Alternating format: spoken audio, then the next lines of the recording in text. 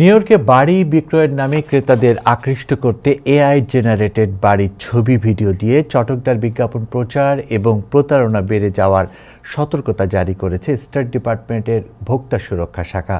New York department এক বিবৃতিতে জানিয়েছে, রিয়েল এস্টেট লিস্টিংয়ে অনেক বাড়ির ছবি এখন কৃত্রিম বুদ্ধিমত্তা দিয়ে এমনভাবে সাজানো হচ্ছে যা বাস্তব অবস্থার সঙ্গে মেলে না।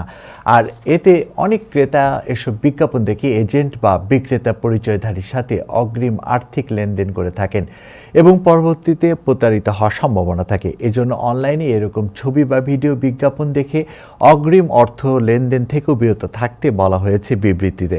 এদিকে এরকম বিভ্রান্তিকর বিজ্ঞাপন দিলে রিয়েল এস্টেট ব্রোকার বা সেলস পার্সনের বিরুদ্ধে কঠোর ব্যবস্থা নেওয়া ও বড় অঙ্কের জরিমানা করা হবে বলে জানিয়েছে লাইসেন্সিং ডিভিশন।